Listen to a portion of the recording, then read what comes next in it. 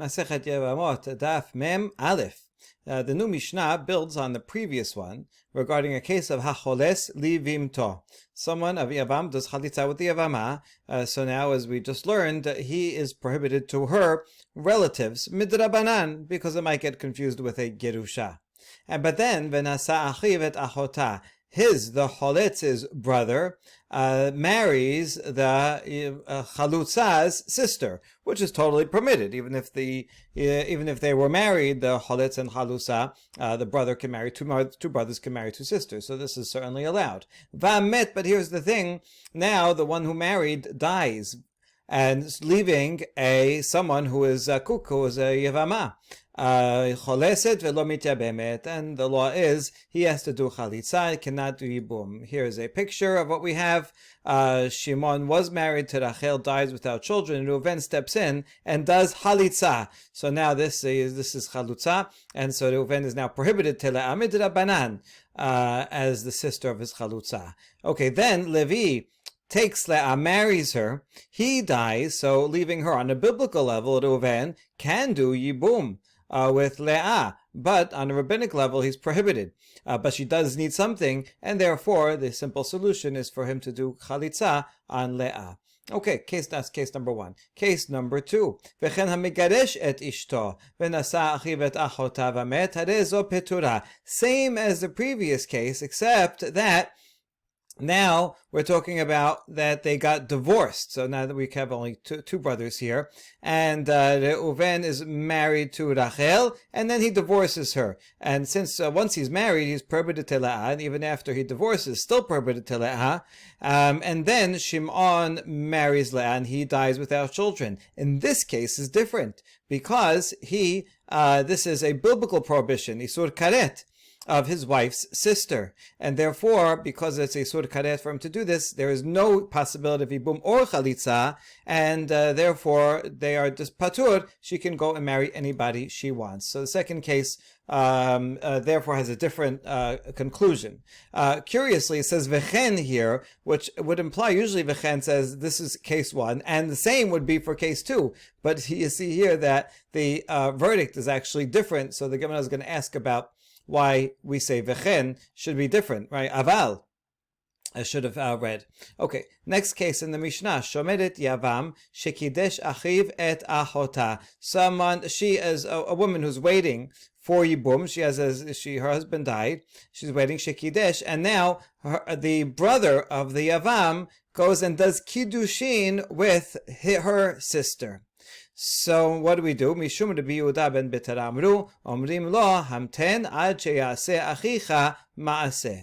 We tell the brother who did the kiddushin, wait, don't consummate the marriage, don't do nisuin yet, until your brother will do something to break the zikah. Here's a picture of this case. Reuven is married to Rachel. He dies without children. And so now Rachel is waiting. She is Shomedet Yavam. And either Shimon or Levi can do Yibum or Chalitza. She's waiting. In the meantime, Shimon comes and does Kiddushin with Leah. So this makes her, he has a zikah to Rachel, and there's a problem. Now, he really wasn't supposed to do that, but it works if he does. But now, in order to do nisuin, Shimon here would be, this is his zikuka, and so Leah is achot zikukato. One is not allowed to take achot zikukato. It's almost like Shimon has a marriage relationship with Rachel, and this would be her sister. So Shimon is not able to consummate the marriage. So what do we do in this case? We tell Shimon, hold up.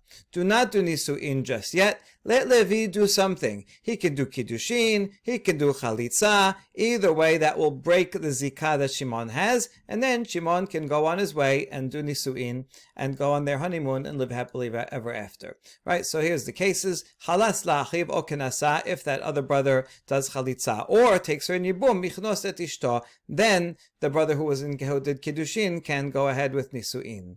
Other possibilities are meta hayevama. If the Yevamah herself dies, then that's it. There's no zikah anymore either. Yichnos et ishto. Then he can go and right, that would certainly be no problem. She dies, so that she's out of the picture. There's no zikah, and anyway, the sisters are permitted once one dies. So Shimon then can go and take Leah. What if, however, Levi dies? If Levi dies, you have a problem because Shimon is now the only brother, the sole brother who has a zikat to Rachel. He has to do something, but he cannot do anything because this is also, he is prohibited to Rachel as his Arusa's sister. He is prohibited to Leah as Zakuk's sister. He is in a double bind here.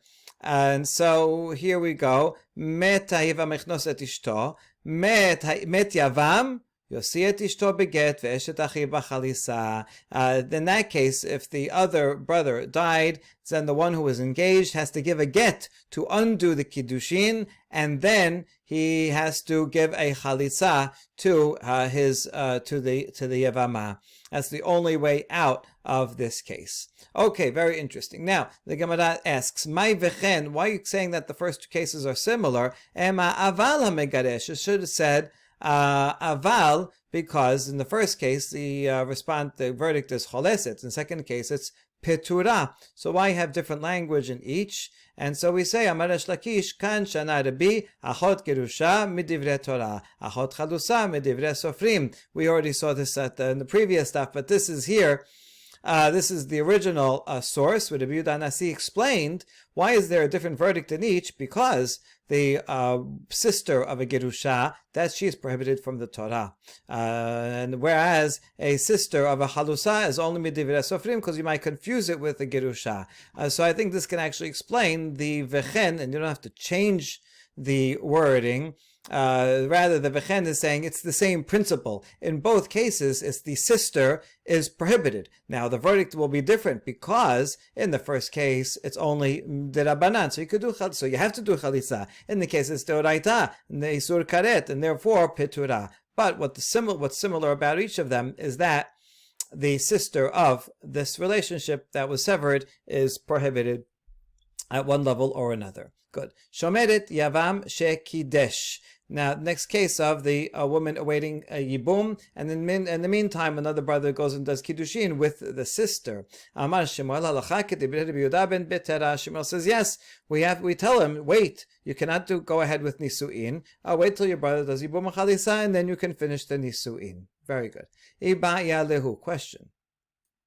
Meta ishto mahu bivimto. In this same case that we had here, what if after Reuven dies, Rachel is required as a zikah to Shimon and Levi? Shimon could at that point take Rachel. Instead, he does kiddushin with Leah, but then Leah dies. So what is the law? Can Shimon after that go ahead and do yibum with Rachel?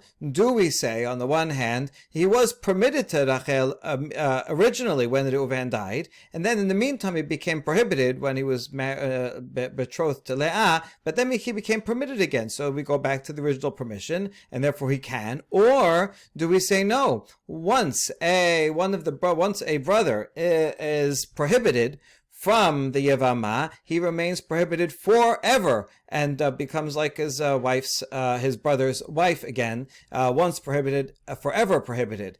Those are the two sides of the question. So we have a machloket. Rav Rabbi Chanina damre tarvayhu meta ishto mutar bivimto. Rav says and Rabbi Chanina says permitted. Shemuel v'Rabbi said amre tarvayhu meta ishto asur bivimto. Where Shemuel and Rabbi say no, even after she dies, it doesn't matter, because when he was betrothed, he was prohibited to the sister. He's still prohibited because not because of sisters, but rather because of the law that when you're presented as a yavam and you are rejected and you can't do it, then that's it. You lose your chance and you revert back to becoming prohibited, and that sticks forever and it doesn't go back to the original permission. That's the question. Let's explain Rav. Why would it be permitted? Mishum davai yevama shehutera v'nesra v'chazra v'hutera tachzor l'hetera rishon. Rav says that what's important is that at the original point when he died, then Reuven died, she was permitted, the one who will be engaged was permitted to her, and so since it was permitted to begin with, even though it was prohibited in the middle, you can go back to the original permission. Mativ Rav Hamnuna. Hamnuna is going to challenge Rav's explanation of the opinion of Rav from another case in the Braita. Shelosha achin, shenaim nisuin shete achayot. 3 brothers, two of the brothers are married to two sisters. V'echad mufneh, and one is not. Is not a single. Met echad balei hayot. One of the brothers who's married to one of the sisters dies. V'asa ba mufneh ma'amar, and the one who's single does the ma'amar, the kiddushin. He gives her money or a coin and says, "Okay, I'm going to do the yibum with you. I plan to." So it's kind of like the status of kiddushin. V'achar kach met achiv hasheni, and then the other brother who was married to the other sister dies.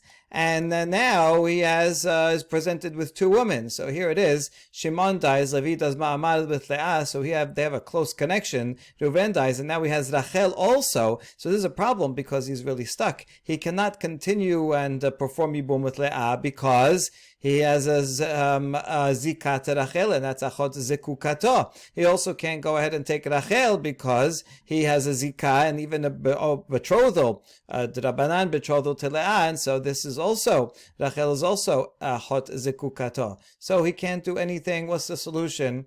Well, in that case, he would just have to do chalitza. But ve'achar kach meta ishto acharav ota yevama choleset velo mitjabemet. But then this wife dies after Reuven dies. Rachel herself dies. So here you have a case where at first he was permitted to Leah. Then when Reuven died, he was prohibited to Leah because now Rachel is presented and achot zekukato. But then Rachel herself dies, and so that was permitted again. And here we have Ota Yevama choleset velo mitjabemet. You do halisa and not yibum. So this says it's prohibited. It remains prohibited. Ve'amai temek Yevama shehutra v'nesra v'chazra v'hutra tachzor lehetera harishon. This is a case of Yevamah that was permitted and then prohibited and then permitted again and should go back to the original permission according to you, Ravah's explanation of Rav that permits it in the Mishnah's case. And so Ravah had no answer, ishtik. The Batad Nafak, but after Rav Hamuna left, then he thought of an answer. He said, "Mailo amart le Rabbi Elazar damar kevan shamda alav shahat bisur nesra alav olamit." I should have told him that case, that Baraita, must be the opinion of Rabbi Elazar. Rabbi Elazar in the Mishnah, much later on 108, says that in a case of a man who's married to a woman and then divorces her and then remarries her and then dies, in that case, the brother cannot do yibum because at the time when the original husband was divorced from his wife, so that was she would be to him his Garush's brother, and that is prohibited. And even if he would die, that would be prohibited back then. There's no yibum, does not apply when they are divorced. So even though they get remarried, once the brother was prohibited to her as his brother's divorcee, then she is prohibited forever. So Rabbi Elazar has the opinion that once prohibited, forever prohibited, and therefore that would apply here also. That although in the middle although the beginning is permitted but then prohibited, therefore forever prohibited. So Rabbi Elazar must be could be the author of that Baraita, and I should have answered that. Whereas Rabbanan disagree, and Rabbanan in that case of when she got divorced and remarried, they say it's okay, right? Because now it's permitted, and so Rava could have a good answer. I'm explaining Rav, and Rav follows Rabbanan, not Rabbi Elazar. Okay, after that, Hadar Amar, he's thinking about it more, Rava, and more Amar Rabbi Elazar, Hecha de lo chazia b'shat nefila. Aval hecha de chazia b'shat nefila, mi Amar.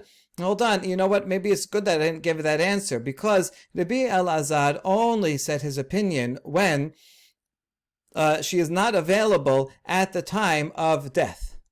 Rabbi Elazar prohibited in that Mishnah on 108 only because at the time that this husband and wife were together, then they got divorced. At the time of divorce, then the brother was prohibited to his brother's ex, and that happened before they got remarried, and then he died. So since that prohibition happened before she fell as a Yevamah, therefore once prohibited, forever prohibited. But perhaps Rabbi Elazar would not say so in this case. where at the time of death of Shimon's death, Levi was permitted, totally permitted to Leah. Only after the permission, then the permission came in when Reuven died, and then permitted again. So Rabbi Elazar may very well think that this case should be permitted once Rachel dies. So it wouldn't be enough to pass this off as the opinion of Rabbi Elazar. But then Rava thought about it even more and said, Hadar Amar in, oh, you know what? It really could be Rabbi Elazar v'hatanya. In fact, we have a braita that Rabbi Elazar says so explicitly. Rabbi Elazar omer, Meta yevimto mutar beishto. Once the Yevamah dies, he is permitted to his wife. Meta ishto, ota yevama, choleset velo mityabemet. This is exactly the case of our Mishnah, and we see that Rabbi Elazar is machmir and says you have to do chalitza in such a case. So therefore we see that Rabbi Elazar, not only in a case where she had already been prohibited before she falls a Yevamah, that's the case on 108, where they were married, divorced. At the time of divorce, she becomes prohibited as a brother's divorcee. And then even if she gets remarried, certainly, Rabbi Elazar would say there, once prohibited, always prohibited. But we see from this baraita that Rabbi Elazar would also prohibit, even if when at the time that she fell to as a Yevamah, she was permitted, but then subsequently prohibited. So even Rabbi Elazar says prohibited, even in that case, once prohibited, forever prohibited, and therefore it is in fact clear that our Mishnah, the Braita that we had with two brothers married to two sisters, are all the opinion of Rabbi Elazar, and therefore Rava is off the hook. He says, no, I don't have a question, Rav Hamnuna. Don't ask me from that Braita. That Braita is the opinion of Rabbi Elazar. I was explaining according to Rabbanan. Okay, good. So now that we've explained that side, let's explain the other side of the machloket. Lema Shemuel v'Rav Aseh damre kerebi Elazar. Shemuel, who said in the case of our Mishnah that once prohibited, always prohibited, it seems that he would agree with the opinion of Rabbi Elazar, who ruled the same way here in our Mishnah. But then the Gemara rejects that possibility. We don't want to pigeonhole Shemuel that has to only follow one Tanah. Afilu tema kerabanan, ad kan labka mipalge rabanan, ale de Rabbi Elazar, ela mishum de menefila va'elach la mitesad alayhum.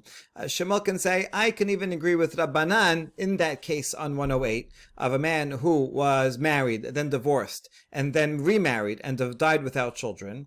And in that case, yes, Rabbanan disagree with Rabbi Elazar, and they permit the Yavam to do Yibum in that case, because from the time of Nefilah, from the time he died, at the time that he died, she is permitted to him. According to Rabbanan, we don't have to take into account the fact that they were divorced beforehand. From this time, when she becomes a Yevamah, she is permitted, and from that time on, she is always permitted. Nothing else happened in between that would make her prohibited, and then have to be re-permitted again. So therefore, from the time of Nefilah, she's permitted, and then she remains permitted. So in that case, Rabbanan say, oh, we disagree with you, Rabbi Elazar. We don't have to take into account the fact that they were divorced beforehand. Aval hachad itesar afil Rabbanan modu. But it could be that in this case, even Rabbanan would agree, because yes, she was permitted at the time of death, but she became prohibited again. And when another sister became available, and then permitted again when one of the sisters died. So Afil Rabbanan Modu, even the rabbis would agree with Rabbi Elazar and prohibit that case to do Yibum, because even though it's permitted at first, because it becomes prohibited afterwards, then the rabbis would apply once prohibited, always prohibited, and therefore Shemuel says we can follow either Rabbi Elazar or Rabbanan in that case of divorce. All right, next Mishnah. Hayavama lo tachalos velo tityabem ad sheyesh la shelosha chodashim. A very important halacha that we already discussed somewhat, that you cannot do Yibum or Chalitza until you wait 3 months, because we want to make sure that she is not pregnant with a child from the deceased. husband. If she is pregnant with a child, then the man has a child, and there's no need for yibum or chalitza. In fact, it would be prohibited to do yibum in such a case. That would be erva. So we want to wait 3 months before doing either yibum or chalitza. And not only this case, וכן כל שאר הנשים לא יתארסו ולא ינשאו עד שיהיו להם 3 חודשים, אחד בתולות ואחד בעולות, אחד גירושות ואחד אלמנות, אחד נשואות ואחד ארוסות. And we draw this rule across the board. All women who want to either do erusin or nisuin. And this is interesting because erusin generally is not done through bi'ah, and so what are you doing? Just giving a ring. And so normally you do erusin and then you wait several months before nisuin. And nevertheless, even doing just erusin, we have to wait 3 months. To do nisuin, for sure, you have to wait 3 months because that is with bi'ah, and then the paternity may actually become confused. And it applies to betulot, even a woman who never had relations before. She was maybe betrothed to a man, or she was young, and she is a virgin. Nevertheless, we want to wait 3 months. Now, in this case, you really don't have to, because there's no way she was pregnant before, but it doesn't matter. Tanakama here says, across the board, we make no exceptions. Vechad beolot, or whether she did have relations before. Whether she was divorced from her first husband, she has to wait 3 months till she gets remarried. Or she was a widow from her first husband. Also, both of these make sense that she would have to wait. And whether she was married to the first husband, or whether she only had erusin with the first husband. And this case also is really not necessary technically, because since the first guy just gave her a ring, they didn't do anything. So technically, she should be able to go ahead and get married right away after that guy dies or divorces her. But nevertheless, that's Tanakama, across the board 3 months. We don't want any confusion. However, Rabbi Yehuda is more lenient. Rabbi Yehuda Omer, hanesuot yitarsu, v'harusot yinas'u. If a woman who was married to a man and he divorces her or dies, now she can do kiddushin immediately, because kiddushin does not involve relations, so she's not going to get pregnant from receiving a ring. She'll receive the ring, and that way, right, she's set up, and then we'll wait 3 months before consummating. He says that's permitted. There's no confusion there.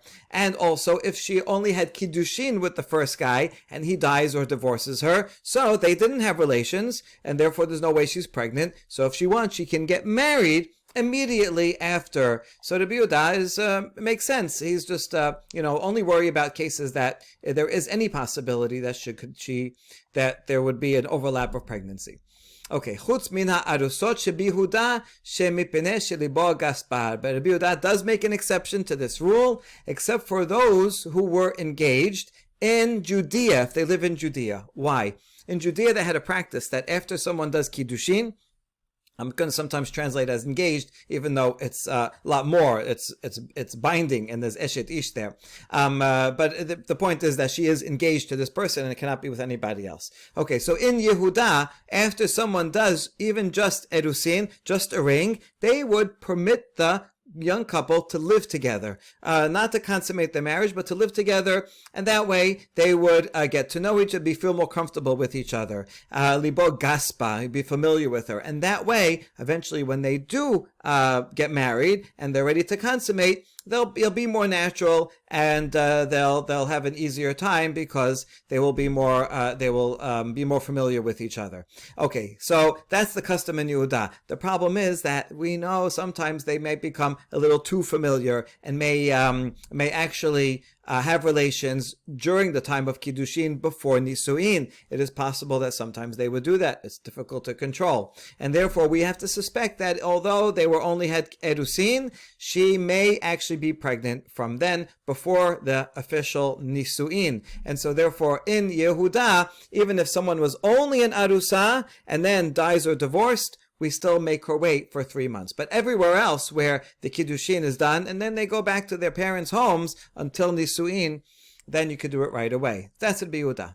Rabbi Yosef omer kol hanashim yitarsu chutz min ha'almana. Rabbi Yosef mostly agrees with Rabbi Yehuda. He's lenient, like Rabbi Yehuda, that any woman, no matter, even if she was married just now, she can do kiddushin the next day, because kiddushin, there's only going to be a ring, and then they're going to separate. So we don't have a problem with that, except for an almana, except for if her husband dies, for a different reason altogether. We're not worried that we're not worried that we're going to confuse pregnancies, because she'll wait 3 months with the new guy before consummating that kiddushin. But for a different reason, mipnei ha'ibul, she just lost her husband, and therefore it's not, she's in a mourning period, she's sad, so she should wait 3 months to finish that mourning period. It's not respectful for her to go ahead and get married, do kiddushin right away. So he's a little bit more machmir on that aspect, but otherwise mostly agrees with Rabbi Yehuda. Okay, so that's the 3 opinions in the Mishnah, and now let's discuss the first one. Bishlama lo tityabem shema yavalad ben kayama. We understand why if a woman just lost her husband and they have no children, then the yavam should not do yibum right away, because she may very well be pregnant and that child may be viable, and then she will have had a child. The deceased husband has a child, and then there's no yibum is not allowed. And if you do yibum before you're certain, vekapaga beisur eshet ish deoraita beshet ach deoraita, then the yavam, who's not really a yavam because there is no yibum, will violate the prohibition of the brother's wife, which is a prohibition deoraita, karet. Maybe he does it by mistake, still have to bring a korban hatat, or korban or sham talui if he wasn't sure. Okay, ella lo tachlos amai. So we understand why you can't do yibum, but why can't you do chalitza? Why do you have to wait 3 months? Just do chalitza. You're just doing a little shoe ceremony. There's no harm done if it turns out she was pregnant and had a viable child. So no harm done. So we did a little, we wasted a few minutes on a ceremony. So why not do that within 3 months? I know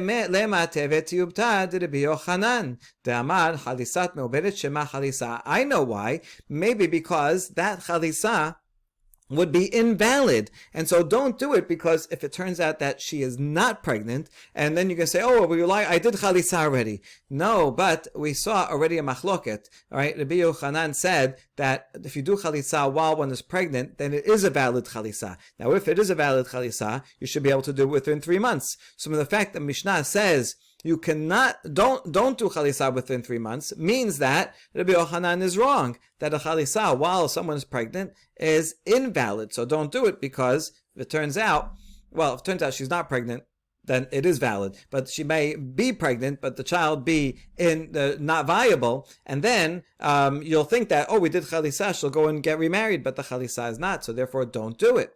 So it makes sense if Rabbi Yochanan is wrong. So therefore, this proves that Rabbi Yochanan is wrong. Wait a second. Velav mi ot vineh Rabbi Yochanan hadazimna. We've already discussed this in the past, and we already rejected Rabbi Yochanan one time. Why do you have to tell me again with this Mishnah that Rabbi Yochanan is wrong?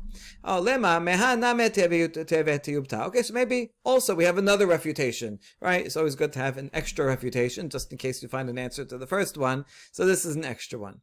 But then we say no. In fact, there is no refutation from here. Lo hacha hainu tama shema yevalad ben kayama. Here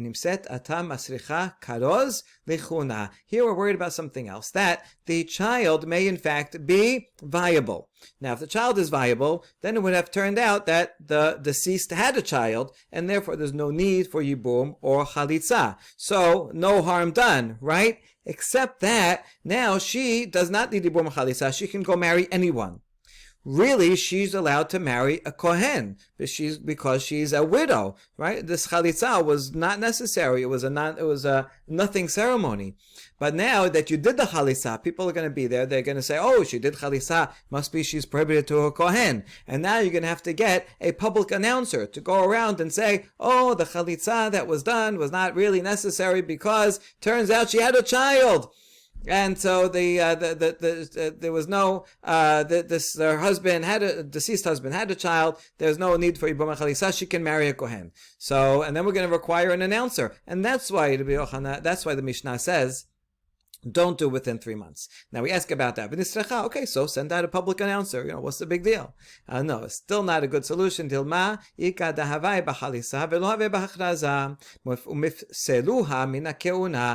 be many people that were around for the chalitza. They heard about it or they saw it, right? It's interesting. It's a big deal. And so that's memorable. But maybe they were out of town and they didn't hear the announcement that chalitza was not necessary, and then they will assume that she's prohibited to a keuna to a kohen, and they're not going to set her up with a kohen that they know, and it's going to be to her detriment anyway, right? People don't read their emails, as we saw before. Okay, so that could be very well the reason why the Mishnah says so, and this is not necessarily a refutation of Rabbi Yochanan. So now we understand the reason. Hold on. We still have more questions about that reason. Tenach almana gerusha ma'ika lememad. What if this woman was already divorced on a previous occasion? She was married to some guy, divorced, and then married the same guy or married someone else. So she is already prohibited to a kohen. And now, with this husband that she's married to now, he dies without children. So why not do chalitza right away? Now, we don't have to worry that people are going to say, oh, she's a chalutza, she's prohibited to a kohen, because even if it turns out that she has a child and she's simply a widow, she's still prohibited to a kohen because she's a girusha. So we don't have to worry about this mix-up with the announcer in such a case. So how about in that case, right? Would you still need then you should be able to be married within 3 months, but the Mishnah doesn't give any exceptions to it, and so we say mishum de mafsid la mezonot is another reason why we should wait 3 months, and that is because this widow, until the Yavam does Yibum or Chalitza, she can receive money for sustenance from the deceased husband's estate, right? And so she can continue, because otherwise, how's she going to get supported? So she has 3 months that she can continue to be supported. If you do halitza after 1 month, then she is stuck because she still can't get remarried because she still has to wait to see if she's pregnant or not. And now she gets no mizonot for those, for the entirety of the 3 months. And that's why it's not nice to her to do chalitza before. So wait 3 months so she can have mizonot. Okay, good. This will explain the girusha. But what about another case? Tenach nesu'ah, that's if she was married to the deceased. Arusa gerusha ma'ika le'mamar. What if we combine what we said before with someone who was only engaged to the deceased? In other words, as follows. She was married to some guy and that got a get. Okay, now she's already prohibited to a kohen. Now she does erusin only with another guy, and he dies without children. So you still have a requirement for yibum even after erusin. But in that case, since it was only erusin, the husband was not responsible for paying for her food. That the ketuvah responsibility of paying for her sustenance only kicks in after nisuin. So therefore, once he dies without children, she's not getting mizonot anyway. And so in this case, you should say there's no downside of doing halisa even after a short time. So why not in this case, right? But the Mishnah doesn't make any exception. So how come we can't do chalitza within 3 months in such a case? La mishum de Rabbi Yosef. So you know what? It's a completely different reason why. Not because we were worried about the announcement and she can't marry Kohen. A completely different reason from the Baraita. Tanya Maaseh ba'adam echad sheba lifnei Rabbi Yosef. Amar lo mahu lachalos betoch shelosha. This very story like this. Someone came to Rabbi Yosef and says, "Can I do chalitza within 3 months?" Right? I want to just do it and get it over with. This Yabam said, "Amar lo tachlos." He says, no, it's not allowed. Oh, why not? Let me just do it, and so what? Right? If it turns out that she's pregnant, so then we didn't transgress everything, then we'll go on from there. So, Kara Lav Mikrazeh, Rabbi Yosef quoted the pasuk that says, V'im lo yachpos, ha'im hafes yabem, kol ha'oleh li'ibum, oleh la'chalisa. And so the pasuk says, only if you don't want to do yibum, then you can do chalisa. That means you can only do chalisa in a case where, if you wanted to, you could do yibum. Alright, so anyone who can do yibum can do chalisa, and the flip side is, if you cannot do yibum, you cannot do chalisa. And therefore, in this case, you cannot do yibum, right? Because yibum, she may be pregnant, and then the yibum might be erva. So since the rabbis said, even if it's only to the Rabbanan, since once the rabbis said you cannot do yibum, and this applies across the board no matter what the case, no yibum is possible. Therefore, because no yibum is possible, no chalisa is possible. That's the reason. It's not because we're worried about anything that might happen. It's just a simple rule of the Mishnah that chalitza is only an alternative to yibum and cannot stand alone as a solution if yibum is not available. All right, so that's a brilliant solution, but we have a problem with it. Mativ Rav Chinena hasifekot cholsot velo mityabemot. There are actually a lot of cases. We already saw various cases where one cannot do yibum, yet one can do chalisa. If it was a yisur lav, sheniyot, cases of kedusha. Here's yet another one that Rav Chinena is asking. Someone who is uncertain should do chalisa and not yibum. What case of uncertainty? My sefekot. Ilem asafek kedushin, amai lo mijabemot, tijabem ve'en bekach kelum. If you're saying it's a case where the deceased husband perhaps was not really a husband, we're not sure. He did something, the ceremony was questionable. We're not sure if there was kiddushin or not. Well, in that case, why not do yibum? Do yibum, and there's no problem. Why? If it was kiddushin, meaning if the deceased husband, if he did kiddushin, it was proper kiddushin, and then died without children, so then the brother can do yibum, and then it's good yibum. And if not, if that kiddushin never went through, right? This the messenger went, and we don't know if he made it there or not. If it turns out that he didn't do kiddushin, then it's also fine. This brother is taking this woman as a wife. Right? And so there was no previous history with the brother. And you can just choose a single. And so a brother, right, can marry this single woman. And so you could do it either way. So that can't be the case where it says chosot v'lo mitjabot. In that case, you could do yibum / just get married. Elalav safek shekidesh achat mishete achayot ve'eno yodea ezo mehen kidesh. Could be a case where the original Reuven, right, the first guy, he did kiddushin with one of two sisters, but he doesn't know which one, right? He sent a messenger. The messenger said, I gave it to one of them. I don't know. They look alike. I'm not sure which one it was. And they sent a messenger, so they don't know. And therefore, he cannot do yibum with either one because he died without children. If he picks the right one, then that's yibum. If he picks the wrong one, then that is achot zikukato. And so that's why v'katane choleset, you have to do chalisa. All this is a question under biyoseh. In this case, you cannot do yibum, right? There's a problem because we don't know who's the right one, and yet you have to and can do chalisa. So this is an exception to the biyoseh's rule, who said anytime you can only do chalisa if you can do yibum. If you cannot do yibum, you cannot do chalisa. So how come you could do chalisa here?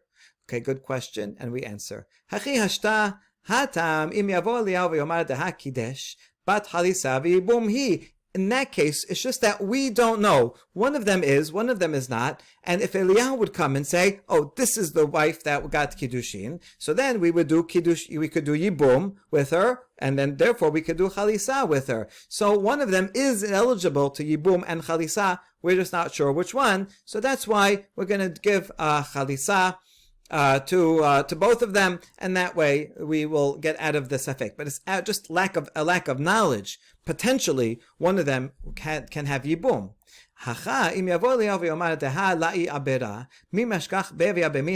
in our case, even if Eliyahu comes to this widow and says, she's not pregnant, right? I have a pregnancy test, meaning nowadays, this one actually is practical. We don't need Eliyahu. We can do a sonogram, we could do a test, and we can see. And we're still for sure she's not pregnant, right? We can tell this before 3 months. Would we listen anyway? No, we wouldn't, because the rabbis already made a derabanan gezerah across the board that we never allow a marriage before 3 months or yibum before 3 months. After all, look at our Mishnah. According to the first opinion, even if someone is a minor and there's no way that she could possibly biologically be pregnant, nevertheless we make her wait 3 months. So it's not about a lack of knowledge in our case. In our case, it's simply a gezerah across the board. Okay, another difference difference is that in this case, all you have to do is wait, and then you'll know for sure. And so there's no reason to put yourself in a situation where you can't do yibum, but you could do chalisa, so do chalisa. In various other cases, like isur kedusha, isur sheniyot, what are you going to do? You can't do yibum. If you could say you're never going to do chalisa, then she'll never be able to marry anybody. So those cases are simply impossible. You have to do chalisa. But in this case, all you have to do is wait. All right, what's the big deal? 3 months, not such a long time, and therefore, Rabbi Yosef's rule applies to our Mishnah, and we answered our question. This is why we don't do yibum or chalitza. That's why we don't do chalitza even after until 3 months, no matter what. All right, good. Now, tenor banan. Yevama שלושה חודשים הראשונים ניזונת משל בעל. מכאן ואילך אינה ניזונת לא משל בעל ולא משל יבם. Okay, now we're going to get back to an interesting law that we just quoted, that a Yevama, for the first 3 months after the husband dies, she gets fed, she gets sustained from the husband's estate. From then on, then she does not get anything. Not from the husband's estate and not from the Yavam's estate. Okay, now really, the Yavam, if he was nice, he would then do Yibum or Chalitza immediately after 3 months, so that, right, either Yibum and then he will take care of her, or Chalitza, so she can go get married to someone else. Because otherwise she's stuck without anyone to support her. Now, Amad Badin, Baraita continues and says, Ubarach, Nizonet Mishel Yavam, what if she takes him to court and says, okay, listen, 3 months are up, and he has a responsibility to do something. He should do Yibum or Chalisa. And he, instead of listening to the Bet Din, he runs away. Either because he's running away because he doesn't want to be responsible, and he doesn't want to pay her, or he ran away from whatever other reason. In that case, she has a right to be sustained from the Yavam. Even though he ran away, the court will go and take his assets and pay for it, because he is responsible and he's neglecting his responsibility. So as long as she says, I want, pay up, he has to pay. Now, nafla lifnei yavam katan mai. Here's an interesting question. What if her husband dies without children? The only brother that he has is 7 years old. What is she going to do now? She has to wait a few years before he can do Yibum or Chalisa. So now what is the law? Right? Through no fault of her own, she is stuck. She cannot get remarried. This is a unfortunate kind of aguna situation, where she's going to have to wait till he turns 13 in order to perform Yibum or Chalitza. So what is her right? Mi Yabam letle. Mi Ba'al Mai. So from the Yavam, okay, the Yavam is a child. So, and he's not, he's not responsible. He didn't do anything. So she's not going to get anything from there. But maybe we will say that in this case, she should still get sustained from the husband's estate. Right? What do you think? Right? Should the husband pay for it? This is a machloket. Peligi ba'rav achav Ravina. Hadamar itla v'chadamar letla. V'hilcheta letla mishemaya kenasuha. The machloket, one of these opinions says, yes, she gets it from the husband. The husband died, and she, through no fault of her own, is stuck in this situation. She married into this family, and this is part of the contract. He has to provide for her until the marriage is over, and by dying and not leaving any other provisions for her, she deserves to be fed from the husband's estate, even if it'll be a few years. That's what the first one says. The other one says, no, it's 3 months, and that's it. He may have has other family. He doesn't have children, but he has other family. The brothers, the father, they say, we want the money. We want to inherit, and we don't want it to be stuck with you. And so you get 3 months, and then otherwise, too bad, it's your fault. And the bottom line is, the halacha is mishemaya kenasuha. She's penalized by heaven. It's not his fault, the deceased husband, that he died and left a younger brother who was a minor. Right? There's no way to plan for this, and therefore his estate should not be responsible. It's her unfortunate luck, and so this is a kenas that she'll have to figure out something to do during those intervening years, but she cannot have a claim on the husband's estate. Baruch Adonai Leolam, Amen ve'Amen.